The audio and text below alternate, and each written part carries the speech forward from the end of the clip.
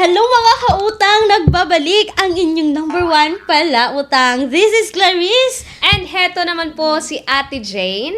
And for today's video, nako, sakto ang pasyal nyo ngayon sa channel na to kasi pag-uusapan po natin itong top 3 loan apps na hindi na kailangan ng proof of income. Yes, tama yan Ate Jane, no? And itong pag-usapan natin ngayon is hindi ito yung pang 7 days to pay na mga utangan online. And dito nga sa video na to, Ate Jane, magpo-focus po tayo sa interest rate, kung legit nga ba at maaasahan nga ba this 2026. Kaya manood muna kayo hanggang dulo, wag muna kayo mag-download ha. I-check nyo muna kung alin ba ang mas swak sa iyong financial needs. Kaya, keep watching! so guys, grabe ang bilis ng panahon, no? Diba, Ate Cla? Yes, February 2026 na po tayo, and up until now, alam ko, naghahanap pa rin kayo kung saan kayo ma-approve, kung saan yung mga legit na utangan, kasi alam naman natin, Ate Jane, no, na sa panahon ngayon, ang hirap na talagang umutang. Alam ko na dito na talaga yung takbuhan ng mga tao na nagigipit talaga. Yes guys, kaya manood kayo dito araw-araw kasi yung ibibigay namin sa inyo na honest review ay talagang 100% based sa experience po namin, and bibigyan din namin kayo ng heads up and right expectation. And mga kautang ha, wag nyo muna kaming i-bash about sa screenshot kasi ito yung mga screenshot last 2025. Hanggang ngayon mga kautang, nag-apply pa rin kami ulit dito para i-share sa inyo yung buong interest rate ng mga utangan na babanggitin namin sa video na to. And bago ang lahat, disclaimer lang muna, this video is for educational and review purposes only. We are not a financial advisor. Please do your own research guys before applying for any loan and borrow responsibly. Yes, tama yan. Pag-isipan mo namang buti bago kayo uutang sa kahit anumang utangan online. So heto na nga guys, itong unang lending app na pag-uusapan natin ngayon ay si Happy Cash, Easy, and Happy Loan. O, mapapasaya ba tayo this 2026? No? Yes, alam ko naman na hindi na to bago sa kanila, itong si Happy Cash. But ngayon, pag-usapan natin yung pinaka-recent na offer ng Happy Cash this 2026 at kung magkano yung interest rate na ipapatong niya dito. And alam nyo ba guys, sa company background nitong lending app na to, under po siya ni Yenshan Lending Incorporated. Available siya i-download sa iOS and Google Play Store, and pwede nga makautang ng up to 30,000 pesos back, depende sa system at sa ibibigay mong information ha. So, SEC-registered po siya, submitting entity sa CIC plus accessing entity. At alam naman natin mga kautang, mag-select talaga tayo ng mga IDs, and my highly recommended po sila na UMID, SSS, Postal, and Passport ID.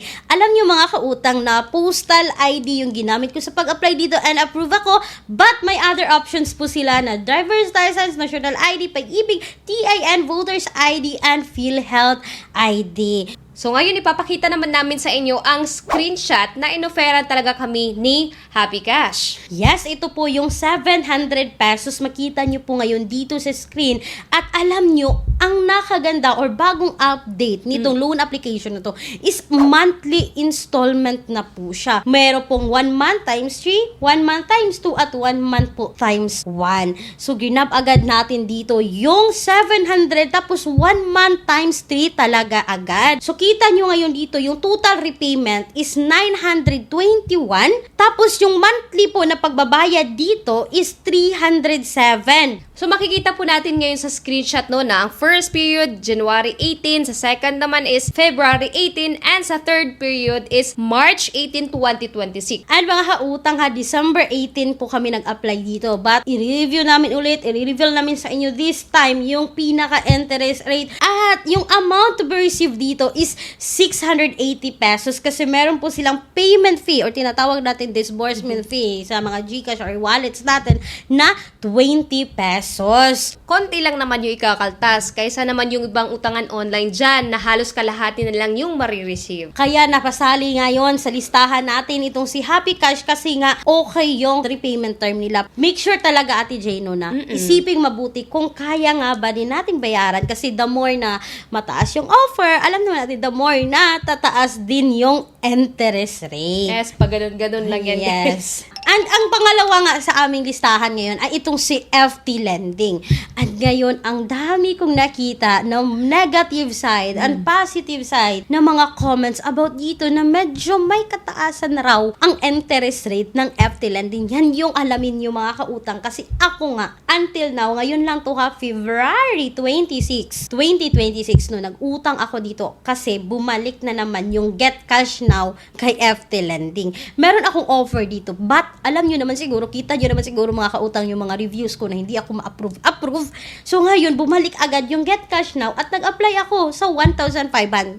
So ito na Ate Jane, no? Si FT Lending is meron talaga siyang 2 terms, 4 terms, at 6 terms to pay. At sa 1,500 po na offer ha, ay hindi po yan nakalock. So, pwede po yung i-adjust sa 300. But depende yan sa inyo ha. So, ngayon Ate Cla, sa repayment term naman, chika mo naman sa mga nanonood ngayon. So, ang repayment terms dito, kapag 4 terms to pay, ibig sabihin, every 15 days yung pagbabayad dito, no? Meron kang pagbabayad na 644 plus 644, 644, and 648. Ang pang-fifth dito is mawi-waive na po. So, ibig sabihin, 4 lang talaga siya. So, total dito, no, kapag ipa-plus natin yan, yung repayment natin is 2,580 po yan. So, ililes po natin dito yung principal amount na 1,500. So, yung total interest rate dito, mga kautang, is 1,080 pesos sa loob ng 2 months. So, yung total interest rate ay nasa 72%.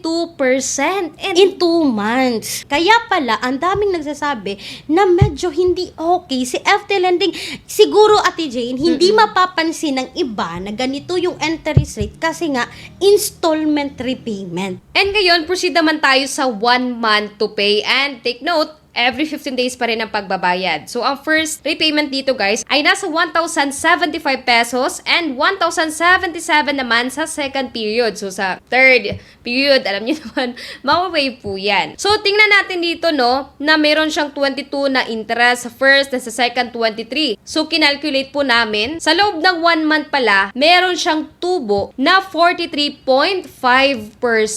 Diba? Malaki-laki. Yes po. Oo. Malaki-laki talaga yan, mga kautang. And ito nga po, no, total natin 1,075 plus 1,077 is 2,552. Iles po natin dito yung 1,500 is 652 yung tubo ng 1 month. Dito ito ay 43.5%. And dito tayo sa kaniyang 6 terms, which is meron silang pa 3 months dito, mga kautang. Meron ka ditong 497 na 15 days repayment. So, hindi lang dapat tingnan natin yung, ay, okay na to, pero yung interest rate. So, kung itutal natin yan, mga kautang, aabot po ng 2,985 pesos in 3 months. So, ililes natin dito yung principal amount na 1,500. So, yung tubo is 1,485 pesos in 3 months. And yan po ay 99% na interest rate sa loob ng 3 months. Malaki-laki na din yan, guys. Kung i-compare talaga sa mga utangan online na hindi lalagpas sa 15%. pero yun nga, yung sabi ko, parang hindi na napapansin ng mga borrowers kasi nga, may pa-installment repayment si FT Lending. Ang iba nga, okay na to kasi nga patagi-tagi,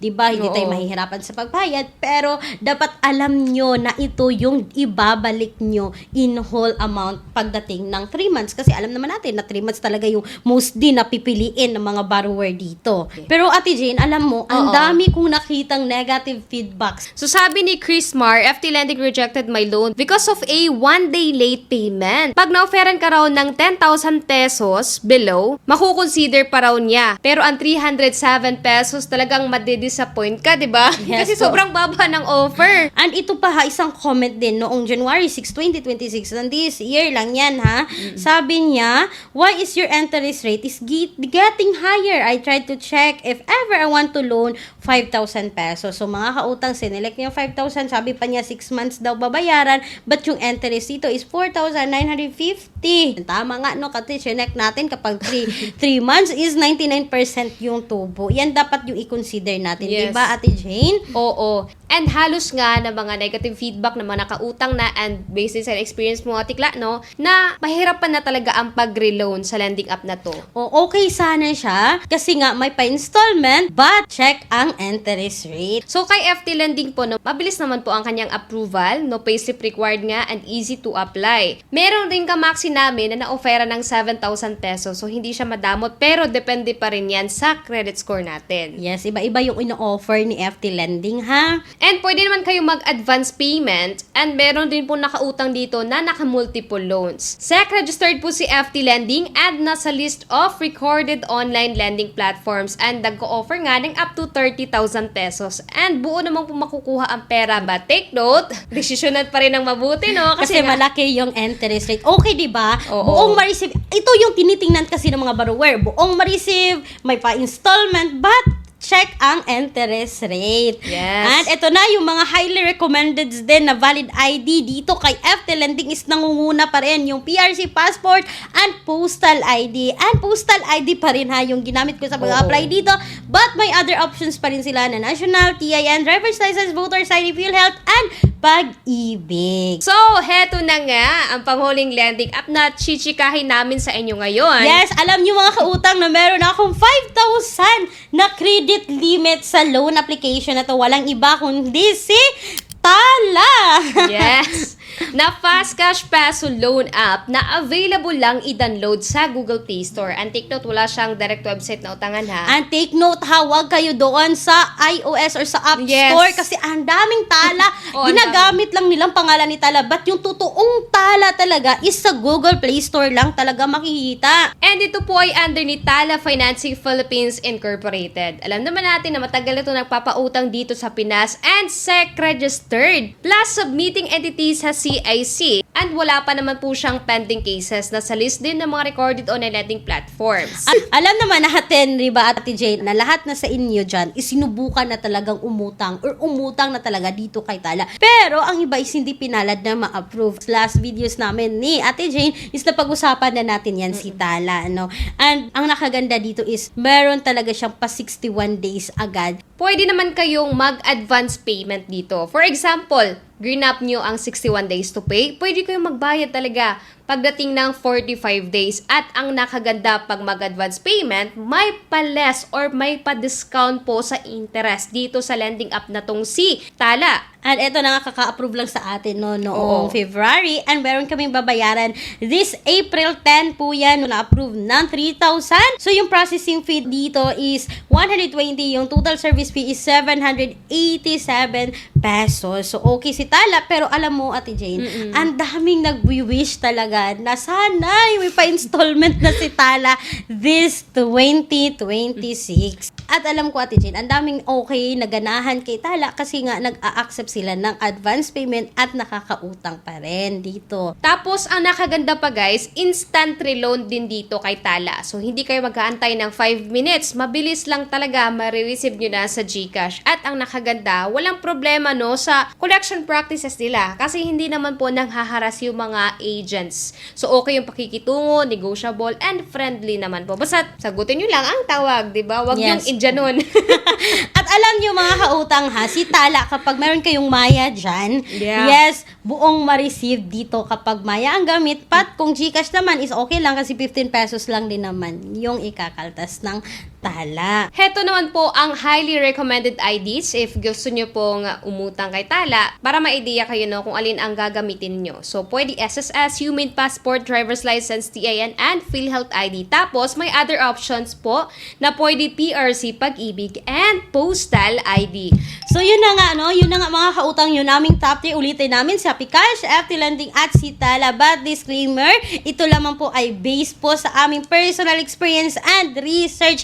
Pero kung kayo dyan is meron kayong isi-share na gusto nyong top 3 din, lalong-lalo na sa talagang umuutang dito, you can comment down below para po ma-share din natin sa iba. Yes, and again guys, we are not financial advisors, kaya borrow responsibly, pagdesisyonan muna ha. So mga guys, kung gusto nyo po na laging updated sa mga bagong uploads po namin, ayan, mag-subscribe at i-hit ang notification bell button. And pagpasensyahan nyo na kung hindi kami medyo nakagawa na video ni Ate Jane ngayon, but abangan nyo po kasi dahami pa naming susunod na uploads na magkasama kaming dalawa dito sa channel na to. And that's all for today's video. Ako po si Ate Jane. And once again mga kautang, this is Clarice, ang inyong number 1 palautang. Dahil utang is life! Bye bye bye mga kautang!